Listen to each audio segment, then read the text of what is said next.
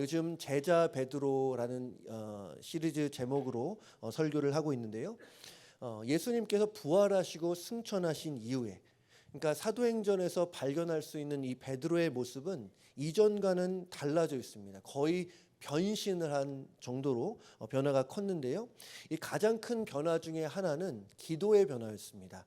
요즘 우리가 보는 그 베드로하고는 너무나 달라요. 그는 그때 어디를 가나 무엇을 하나 기도에 힘썼습니다. 오순절 성령 강림이 있을 때 예수님의 분부대로 성령 강림이 있었잖아요. 근데 그 전에 베드로를 비롯해서 몇몇의 제자들, 예수님의 형제들, 몇몇 사람들이 이 마가의 다락방에서 기도했습니다. 성경에서는 어떻게 말하냐면 오로지 기도에 힘썼다 이렇게 말하고 있어요. 그리고 그렇게 기도하는 와중에 예수님이 약속하신 성령님이 임합니다. 성령으로 모두가 충만해지고 방언이 터지고 능력이 일어났었어요. 또 이런 일도 있었습니다. 사도행전 3장 1절에 제9시 기도 시간에 베드로와 요한이 성전에 올라갈새, 여기서 보니까 기도 시간이라고 말해요. 무슨 의미죠? 베드로가 기도의 시간을 지키면서 가끔이 아니라 어쩌다가 아니라 정기적으로 기도했음을 알 수 있습니다. 그러니까 기도하는 루틴이 이미 베드로에게 갖춰져 있었다는 거죠. 또한 사도행전 10장 9절에서는 이렇게 말합니다. 이튿날 그들이 길을 가다가 그 성에 가까이 갔을 그때에 베드로가 기도하려고 지붕에 올라가니 그 시각은 제6시더라. 베드로가 기도하려고 지붕에 올라갔어요. 당시에 정확한 정황은 우리가 알 수 없지만 지붕은 기본적으로 사람들이 붐비는 장소는 아닙니다. 오히려 한적하고 고요한 장소겠죠. 그러니까 베드로는 그곳에서 기도를 했는데 물론 일상의 삶 속에서는 사람들을 만나고 교제했겠지만 기도할 때만큼은 사람들과 스스로를 분리했음을 알 수 있습니다. 저는 이번에 이 말씀을 보면서 어쩌면 베드로에게 있어서 이 지붕이 그에게 있어서 골방이 아니었을까라는 생각을 해봤는데요. 예수님이 전에 그런 말씀을 한 적이 있어요. 너는 기도할 때에 골방에 들어가 문을 닫고 은밀한 중에 보시는데 하나님께 기도하라. 은밀한 중에 보시는데 아버지께서 갚으시리라 말씀을 하셨습니다. 그러니까 베드로는 지붕에 올라가서 은밀한 중에 계신 하나님을 기도로 만났어요. 그러면서 세임도 받고 능력도 받고 하늘의 지혜도 공급받았음을 알 수 있습니다. 또한 나중에 이 베드로가 노년의 나이에 편지를 썼어요. 베드로 전서에 이런 말씀을 하는데요. 4장 7절 8절 우리 같이 읽겠습니다. 시작. 만물의 마지막이 가까이 왔으니 그러므로 너희는 정신을 차리고 근신하여 기도하라. 무엇보다도 뜨겁게 서로 사랑할지니 사랑은 허다한 죄를 덮느니라. 말씀 보여주세요. 이 말씀을 잘 보면 참 놀라워요. 성경은 보통 사랑을 가장 많이 강조하잖아요. 그런데 베드로는 사랑을 언급하기 이전에 먼저 기도에 대해서 말하고 있습니다. 정신을 차리고 근신하여 기도하라. 그리고 나서 하는 얘기가 무엇보다도 뜨겁게 서로 사랑해라.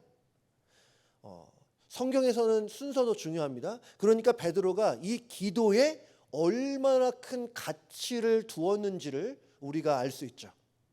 여러분, 이렇게 사도행전에서 보는 베드로는 늘 기도에 힘썼습니다. 정기적으로 시간을 정해서 기도하기도 했고 사람들과 거리를 둔 채 자신의 골방에 들어가서 기도하기도 했고 또 예수님의 제자로서 또 예수님의 사도로서 많은 이들에게 기도를 강조했다. 어떻게 이렇게 달라질 수 있었을까요? 180도 완전히 달라지지 않습니까? 보통 사람이 참 안 바뀌잖아요. 우리가 사람이 참 바뀌면 뭐라 그래요? 죽을 때가 됐다. 이런 얘기를 할 정도로 그렇게 사람이 잘 안 바뀌잖아요. 이제까지 우리가 봤던 베드로는 기도하는 거리가 멀었습니다. 베드로를 간단하게 묘사를 해보면 좌충우돌, 사고 뭉치, 미성숙, 실패, 실수 이런 단어들로 묘사할 수 있지 않겠어요? 그러니까 우리가 이제까지 봤던 베드로를 생각해 보면 무릎을 꿇고 두 손을 모아서 하나님께 기도하는 장면이 잘 그려지지가 않아요. 기도가 아니라 오히려 자고 있는 모습이 좀 연상될 수 있습니다. 그런데 어떻게 그는 마치 새롭게 태어난 것처럼 기도의 용사로 변할 수 있었을까? 여러분, 신앙생활에 있어서 이 기도라는 것은 그냥 액세서리가 아니잖아요. 그냥 해도 되고 안 해도 되는 그런 것이 아니에요. 신앙생활을 조금이라도 해본 분들은 알 거예요. 교회에서 얼마나 기도를 강조하는지. 구역에 가서도 기도 나누고, 기도 제목 나누고 기도해라. 또 밥 먹을 때도 기도하셔야 된다. 예배할 때 기도 안 한 거 본 적 있습니까? 기도는 신앙생활에 있어서 핵심 중에 핵심이에요. 그래서 기도 없는 그리스도인, 기도 없는 성도, 기도 없는 교회는 그 말 자체가 말이 안 돼요. 기도는 그 정도로 핵심입니다. 우리의 영적 생활에 있어서요. 우리가 기도하지 않으면 주님을 깊이 만날 수 없어요. 우리가 기도하지 않으면 하나님의 마음을 느낄 수 없고, 기도하지 않으면 하나님의 역사가 있다 하더라도 그 하나님의 역사를 볼 수 없어요. 그냥 우연히 된 거라고 생각할 수밖에 없습니다. 또 기도를 그렇게 말하죠. 기도는 영혼의 호흡이다. 이 기도는 영혼의 호흡이라는 그 정확한 문구가 성경에는 없지만 굉장히 성경적이라고 생각합니다. 영혼이 솟아나게 되고 영혼의 생명력과 활기를 갖게 하는 것은 기도예요. 기도가 있어야 돼요. 여러분의 삶 속에서 잘 모르겠지만 여러분의 삶 속에서 회복되어야 될 것들 많을 수 있어요. 또 교회가 회복되어야 될 것들 참 많을 거예요. 언제나 그렇잖아요. 하지만 주님이 보실 때는 회복되어져야 할 많은 것들보다 가장 먼저 회복되어야 될 것은 뭐냐? 기도의 회복이라는 것입니다. 저는 이렇게 생각해요. 기도하면 결국은 잘 된다. 우리 같이 한번 읽어볼까요? 시작. 기도하면 결국은 잘 된다. 아멘. 기도하면 잘 돼요. 결국에는. 하나님은 기도하는 사람 그냥 두시지 않아요. 그러실 수 있는 분이 아니에요. 하나님께서 기도하는 사람에게 더 큰 은혜와 더 큰 축복과 하늘의 모든 자원을 부어주신다는 겁니다. 사랑하는 자녀들 키우는 분들 많이 있잖아요. 기도하는 부모의 자녀는 결코 망하지 않음을 믿습니다. 그 정도로 기도에는 능력이 있고 힘이 있어요. 오늘 여러분 기도에 대한 설교 이제까지 많이 들어오셨는데 제 오늘 기도의 설교의 목표는 뭐냐? 여러분이 지금 기도 생활을 어느 정도 하고 있는지 모르지만 지금보다는 조금 더 기도 많이 하는 거. 여러분 기도하면 기도를 들으시는 하나님께서 일하시기 때문에 정말 결국에는 잘 될 줄로 믿습니다. 베드로가 대표적으로 그랬어요. 베드로가 참 실수도 많고 실패 많고 좌충우돌 많았지만 그는 기도로 일어났습니다. 기도로 많은 역사를 보여줬고 기도로 위대한 일들을 감당했어요. 베드로가 이 사도행전에 보면 한 번의 설교로 수천 명이 주님 앞에 돌아오는 역사를 보게 되잖아요. 눈으로 볼 때는 설교를 잘해서 많은 사람들이 돌아왔다라고 볼 수 있지만 그 설교의 기저에 뭐가 있었냐? 기도가 있었다는 거예요. 기도가 없으면 그런 역사가 일어날 수가 없다는 것입니다. 오늘 우리 성도님들과 함께 생각해 보고 싶은 것은 그럼 어떻게 베드로가 이러한 기도의 용사가 될 수 있었느냐 하는 부분입니다. 결론부터 말씀을 드리면 저는 베드로가 예수님이 기도하시는 모습을 눈으로 봤기 때문에 가능했다 이렇게 생각을 해요. 물론 예수님이 기도를 가르쳐 주시기도 했습니다. 우리가 잘 아는 주기도문 있잖아요. 주기도문은 이렇게 기도하라고 하는 예수님의 가이드라인이에요. 하지만 그 가르침과 함께 예수님이 몸소 기도하는 모습을 보여주셨기 때문에 오늘 설교의 제목처럼 예수님께서 삶으로 기도 레슨을 해주셨기 때문에 베드로가 기도의 용사가 될 수 있었다는 것. 오늘 본문을 보시면 예수님께서 감람산에서 기도하는 모습을 보는데요. 그런데 예수님이 혼자 가신 것이 아니라 제자들과 함께 가셨어요. 왜 그러셨을까? 산에 가서 산기도 하는 거잖아요. 산기도를 하러 가시는데 혼자 가실 수 있잖아요. 왜 제자들을 동반하셨을까? 말씀드렸지만 제자들에게 기도 레슨을 보여주시기 위함이었어요. 오늘은 이 베드로와 제자들이 배웠을 만한 기도 레슨이 무엇일지 한 가지씩 살펴보고 싶습니다. 먼저 첫 번째 기도 레슨은 기도의 습관을 만들라는 거예요. 오늘 39절에 이렇게 말씀합니다. 같이 볼까요? 시작. 예수께서 나가사 습관을 따라 감람산에 가심에 제자들도 따라갔더니. 습관을 따라 감람산에 가셨는데 예수님이 뭐 산책하러 가신 거 아니잖아요. 기도하러 가셨어요. 그러니까 예수님이 습관적으로 감람산에 가셨다는 것은 습관적으로 기도하셨음을 우리가 알 수 있습니다. 그럼 여기서 이 습관이라는 것은 무엇일까? 우리가 뭐 다 아는 말이지만 풀어보면 이런 의미일 거예요. 잘 들어보세요. 어느 시점까지는 의식적으로 결정하고 해야 하지만 얼마 후에는 생각하지 않고 자주 반복하는 행동, 그것이 습관이에요. 그러니까 쉽게 말해서 습관은 몸에 밴 거예요. 몸에 배 있는 거. 예를 들면 여러분이 지금 앉아 계신 그 자리 있잖아요. 저를 포함해서 여러분 대부분은 예배당에 들어오시면서 제가 정확하게 세보진 않았지만 아마 우리 본당의 의자만 해도 아마 500개 정도 되는 것으로 알고 있는데 그 500개 중에 어디에 앉을지에 대해서 고민 많이 하셨습니까? 그러지 않을 거예요. 대부분은 그냥 원래 앉았던 그 자리에 습관적으로 가서 앉으셨을 겁니다. 맞아요. 제가 보니까 지난주랑 거의 비슷한 자리에 지금 앉아 계십니다. 또 우리 부목사님들을 잘 아실 텐데요. 주일에 보면 참 재밌는 게 있어요. 대부분의 성도님들이 순서를 정하지 않았는데 순서대로 오신다는 거. 15분 전에 오시는 분은 15분 전에 오시고 13분 전에 오시는 분들은 13분 전에 습관을 따라오세요. 그리고 3분 지각하시는 분들은 꼭 3분 정도 지각하세요. 제가 한 부부를 계속 기억하는데요. 항상 예배가 시작될 즈음에서 저쪽에서 후문에서 불이 나게 부부가 막 헐레벌떡하면서 달려오는 그 모습이 지난주, 지지난주, 지난달 계속 연출되는 것을 제가 본 적이 있습니다. 혹시 저희라고 생각하신다면 맞습니다. 2부였던 것 같아요. 제 기억으로는. 여러분 이렇게 하나의 예를 말씀을 드렸지만 우리가 가진 이러한 여러 가지의 습관들이 결국에는 우리의 삶을 형성하게 되는 거죠. 영적인 것도 마찬가지입니다. 기도와 말씀도 사실 습관을 쫓아 하는 것이 대부분이에요. 평소에 말씀을 보시는 분들은 대부분이 동일한 자리에서 동일한 시간에 보세요. 기도도 마찬가지입니다.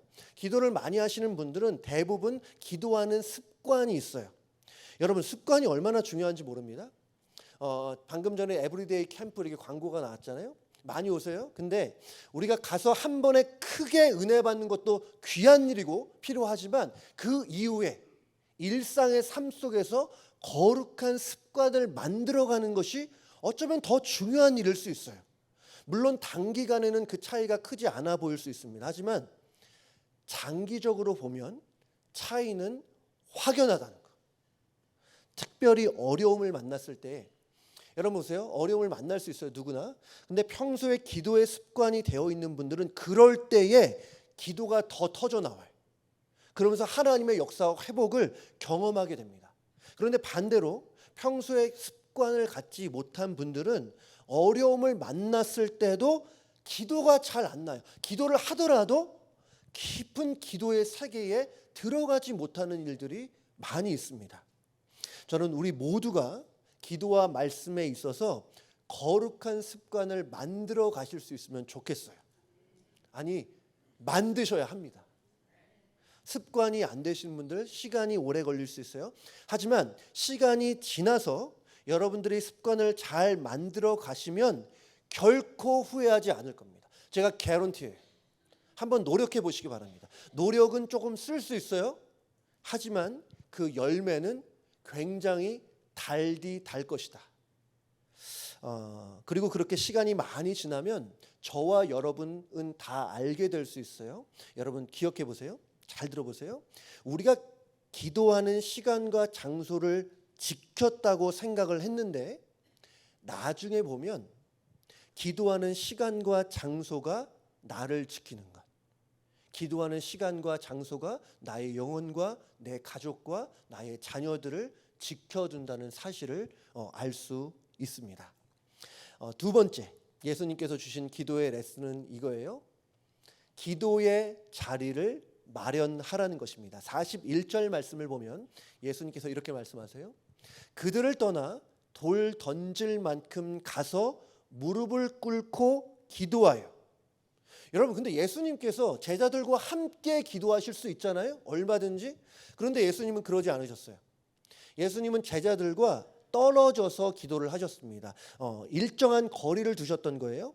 근데 41절 말씀을 보면 돌 던질 만큼 떨어졌다고 해요. 돌 던질 정도, 그 거리가 어느 정도는 정확히 알 수 없어요. 뭐 요 정도 던질 수도 있고 이 정도 던질 수 있지 않습니까? 하지만 육안으로 볼 수 있는 정도의 거리라고 생각해 보시면 되겠습니다.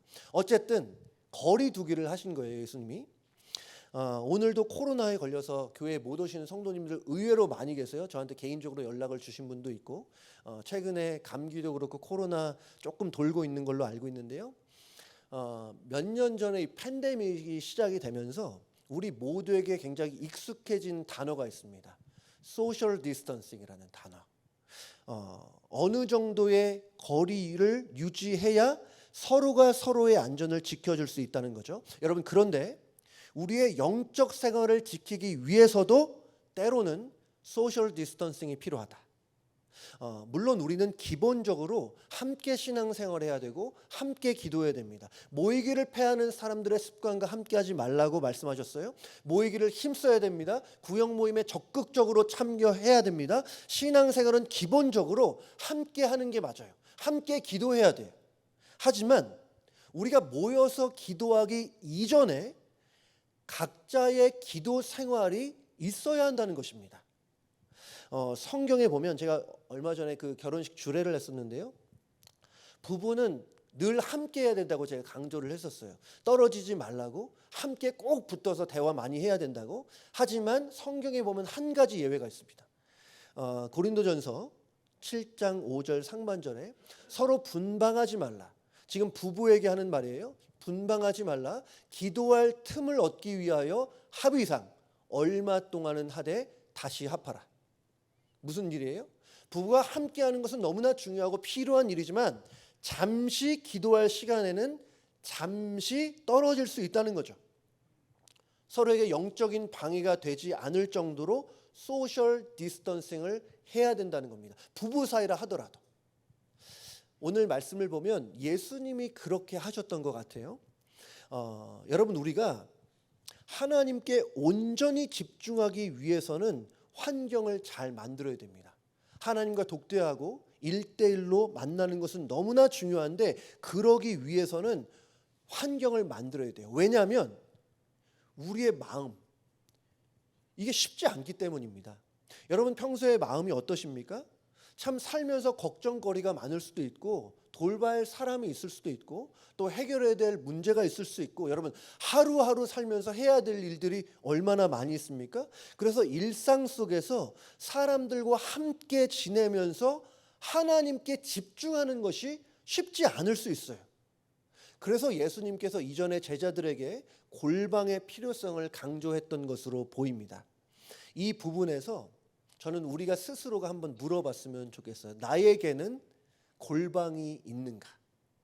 하나님과 독대하는 자리가 나에게 있는가? 다른 사람에게 방해받지 않고 기도할 수 있는 마음으로 한번 물어봐 주시면 좋겠습니다. 어떤 분에게는 뭐 장소가 특별하게 어디에서 해야 된다는 법칙은 없어요. 어떤 분에게는 이 자가용, 운전하면서 이 자가용 안이 기도의 골방이기도 하고, 제가 어떤 분이 이런 얘기도 들었어요. 집안에 작은 창고가 있는데 거기서 기도한다. 뭐 거라지에서 기도하시는 분도 있고 또 화장실에 가서 기도하시는 분도 있고. 저에게 있어서 제 골방은 뭐 몇 군데 있지만 제 서재입니다. 그래서 제가 책을 보고 말씀을 묵상하면서 기도하기도 하고 또 기도하면서 설교를 준비하기도 하고 혹시 여러분에게 골방이 없다면 제가 적극적으로 권면해 드려요. 혹시 여러분의 마음에 분주함이 있습니까? 마음에 평안함이 없으십니까? 어떤 특별한 일과 사건이 아니더라도 자꾸 세상에 흔들리고 걱정하고 염려하는 일들이 나도 모르게 일어나고 세상에 유혹이 너무 많아서 힘들고 마음이 여기저기 흐트러져 있는 상태가 지금 여러분의 영혼의 상태라고 한다면 처방, 기도의 골방을 만드십시오. 그곳에 들어가셔서 은밀한 중에 계신 하나님을 만나시기를 주님의 이름으로 축복합니다. 여러분, 공간이 크든 작든 상관없어요. 사람들에게 방해받지 않고 세상에 분주함에서 스스로를 분리할 수 있으면 돼요. 그래서 하나님께만 집중하는 것, 그것이 우리에게 너무나 필요하다. 여러분 잘 아시는 찬양 중에 이런 찬양 가사가 있습니다. 너 예수께 조용히 나가 내 모든 짐 내려놓고, 너 예수께 조용히 나가 내 모든 짐 내려놓는 그 골방이 우리 모두에게 있기를 다시 한번 주님의 이름으로 축복합니다. 여러분, 그 골방에 들어가서 주님과 교제하다 보면 세상에서 누릴 수 없는 평강과 기쁨과 마음의 자유함을 누릴 수 있습니다. 여러분, 기도에 있어서 지혜는 뭐냐? 기도의 자리를, 공간을 스스로 마련해 가는 거예요. 물론 기도는 어디에서나 할 수 있습니다. 맞아요. 하지만 깊이 있고 집중된 기도를 하기 위해서는 구별된 장소가 필요하다는 것, 방해받지 않는 장소를 여러분 꼭 마련하시기를 바랍니다. 세 번째 기도 레슨은 이거예요. 기도를 하시되 간절함으로 해야 한다는 것입니다. 44절 말씀에 예수님이 이렇게 말씀하세요. 우리 같이 읽을게요. 시작. 예수께서 힘쓰고 애써 더욱 간절히 기도하시니 땀이 땅에 떨어지는 핏방울 같이 되더라. 지금 베드로는 돌 던질 만큼의 거리에서 예수님이 기도하시는 모습을 봤던 것 같아요. 근데 그가 봤던 예수님의 기도의 모습은 뭐였냐? 예수께서 힘쓰고 애써 더욱 간절히 기도했다는 거예요. 여러분, 근데 그게 다가 아니었습니다. 굉장히 충격적인 모습을 연출하는데요. 예수님이 땀을 뻘뻘 흘리시는데 그 땀이 땅에 떨어지는 핏방울 같다고 했어요. 여러분, 많은 학자들은 이 예수님의 땀방울에 실제로 피가 섞여 있을 거라고 봅니다. 제가 뭐 의학을 잘 아는 것은 아니지만 책을 읽어보니까 이게 실제로 가능한 일이라고 말합니다. 그러니까 땀에 피가 섞여 나오는 현상을 혈한증이라고 말하는데 어떤 경우에 이런 일이 벌어지냐? 극심한 충격을 받았을 때, 또 엄청난 고통을 겪었을 때, 간혹 피부 근처에 있는 그 모세혈관이 터져서 땀과 함께 피가 나온다고 합니다. 섞여 나온다는 거죠. 어쨌든 예수님께서 이렇게 기도하시는 모습을 통해서 우리가 알 수 있는 것, 예수님도 간절히 기도하셨다는 거예요. 그리고 여기서 참 의미심장한 연결점이 하나 있습니다. 오늘 우리가 보는 이 누가복음에서는 예수님이 감람산에서 기도하셨다고 말씀하시는데 이 감람산에 있는 작은 언덕들 중에 하나의 이름이 뭐냐? 겟세마네 언덕입니다. 근데 이 겟세마네라는 것은 어디냐면, 이름이 뭐냐면 기름을 짠다라는 의미예요. 기름을 짠다.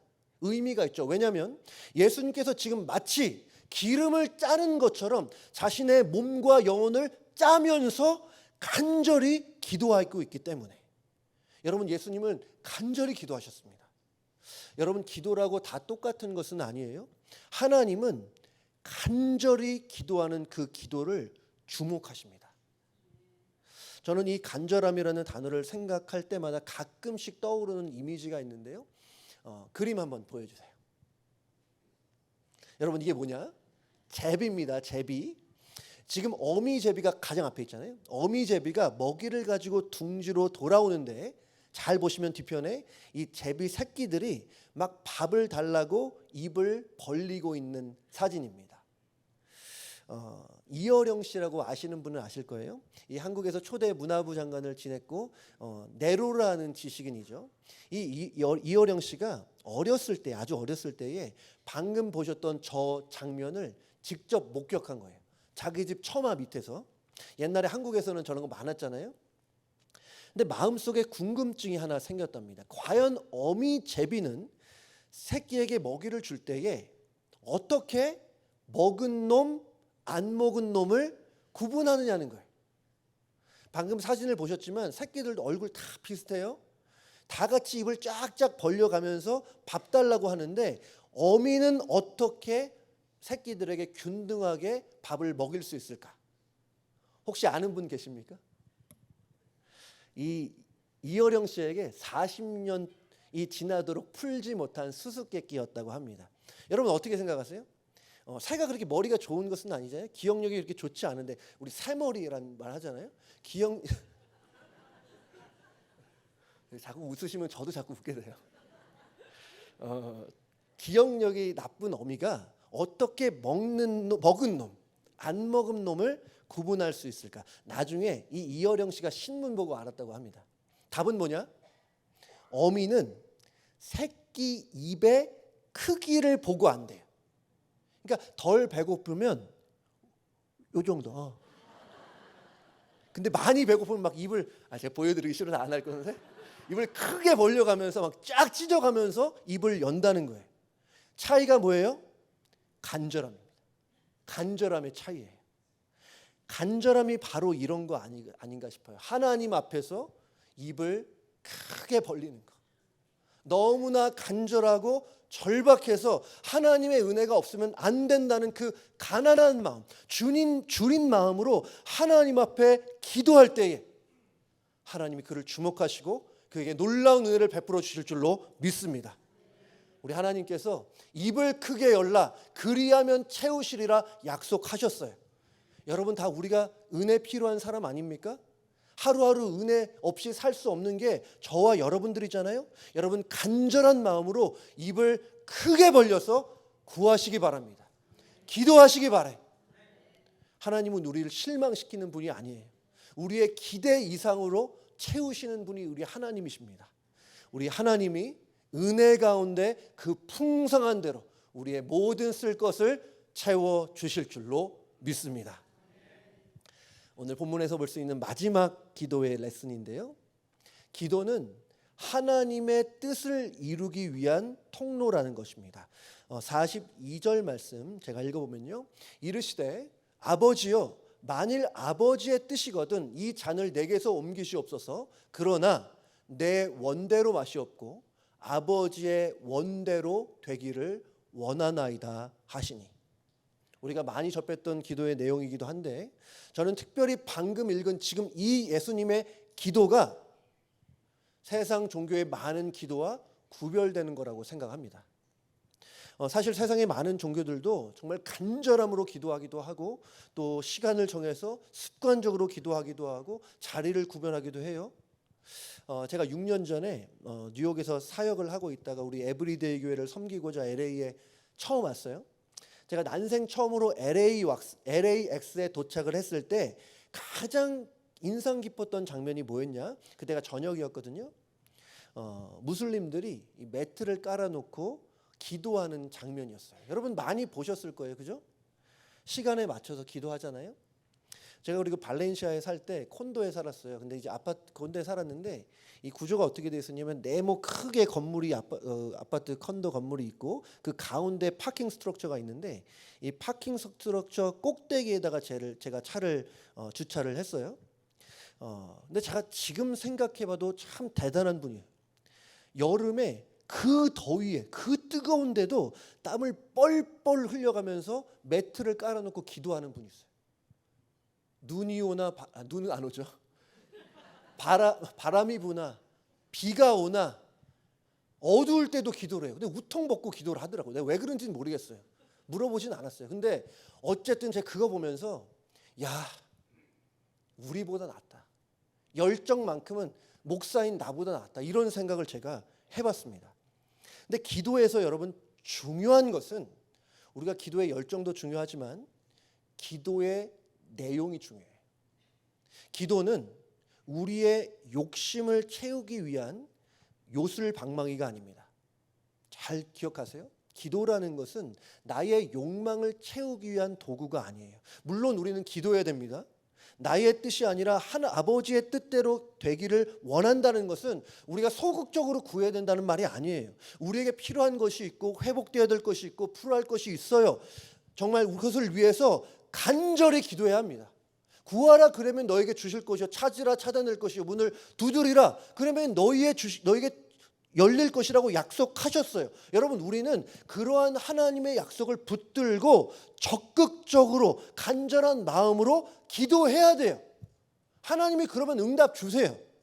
하지만 그럼에도 불구하고 우리가 유념해야 될 것은 뭐냐면, 기도라는 것은 우리의 욕심을 채우기 위한 도구가 아니라는 사실입니다. 이것이 세상에서 말하는 기도와의 차이점이에요. 세상에서는 나의 바램을 가지고, 그것을 고정해요. 나의 바램을 가지고 어떻게 해서든지 신을 설득을 해서 내가 원하는 것을 얻어내는 것을 기도라고 말합니다. 맞잖아요? 하지만 기독교의 기도는 달라요. 기독교의 기도는 그것을 넘어서서 기도의 대상 되시는 하나님의 뜻을 구합니다. 기도의 대상 되시는 하나님을 사랑하고 기도의 대상 되시는 하나님을 철저히 신뢰해요. 그러면서 나의 뜻보다 하나님의 뜻이 이루어지기를 원합니다. 이런 고백이 일어나는 거예요. 여러분, 만약에 나의 원함과 하나님의 뜻이 다르고 상충될 때에 나의 원함을 포기하고 하나님의 원함대로 이루어지기를 소망한다. 이게 바로 기도의 진수가 아닌가 싶습니다. 여러분, 그리고 그것이 오늘 예수님의 기도였죠. 여러분 많이 아시는 이 D.L. 무디가 이런 말을 했습니다. 기도는 내 필요에 의하여 하나님을 내 편으로 만드는 것이 아니라 하나님의 뜻에 나를 조정해 맞추는 일이다. 이것이 기독교에서 말하는 진짜 기도예요. 근데 사실 이런 말을 들으면 저도 그렇고 우리 많은 성도님들 마음속에 그런 마음이 들 수 있어요. 생각이 들 수 있어요. 하나님의 뜻이 이루어질 거면 왜 굳이 기도해야 하는가? 하나님의 뜻이 어차피 이루어지는 게 중요하다, 그렇게 한다면 내가 왜 간절히 기도해야 하는가? 근데 여러분, 이거는 꼭 기억해 주세요.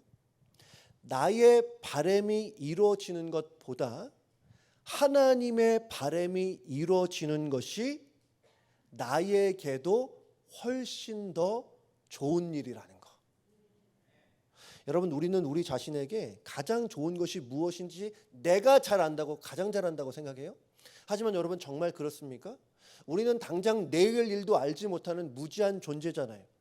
호흡 몇 분만 멈춰져도 목숨을 쉽게 잃을 수 있는 연약한 존재잖아요.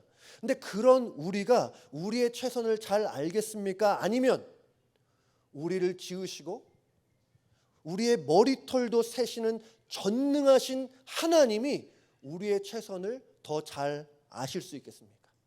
뭐 답은 하나만한 거 아니겠습니까? 하나님께서 우리의 최선을 더 잘 아시고 하나님께서 우리의 선한 길이 어디인지를 더 잘 아신다는 거.